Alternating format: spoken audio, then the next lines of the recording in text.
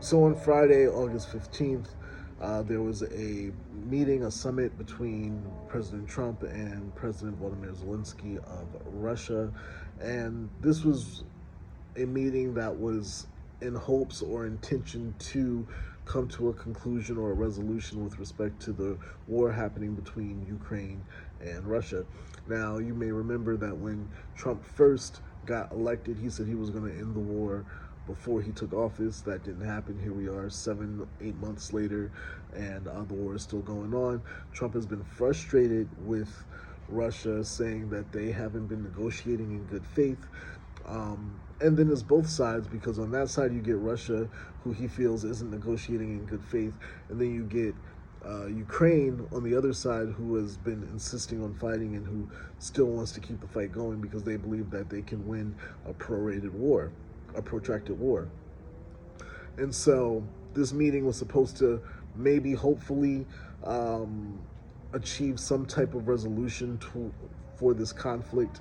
And basically, it was a nothing burger. Nothing happened. We got a 12-minute press announcement out of it, and that's about it with respect to any progress. Trump says from that meeting, Trump said he was going to hop on the phone and have some phone calls with different European leaders and with Zelensky prior to that meeting. So a few days before this Friday, he had a meeting with Zelensky that he said went really well. So that's wonderful.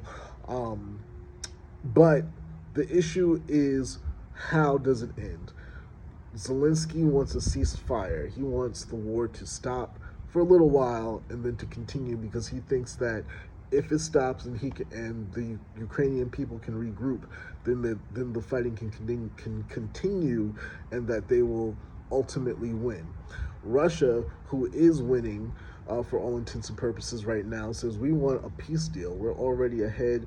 And we just want to figure out how to stop this altogether and what that would look like. They also want to annex land, which again, they are winning, so they can negotiate how they feel like they want to negotiate. And that's kind of where we are with this war right now. One side wants to keep fighting. The other side says, I don't really want to keep fighting, but we can keep fighting, but that's not really in the interest of anybody involved at this point. One of the issues, though, and I'm empathetic to this perspective with respect to Ukraine. They're saying, if we get a peace deal, and when I say Ukraine, I'm talking about Vladimir Zelensky. They're saying, if we get a peace deal, how do we know it's going to stick? How do we know it's going to be upheld? Because, they've been in this situation when we're talking about time with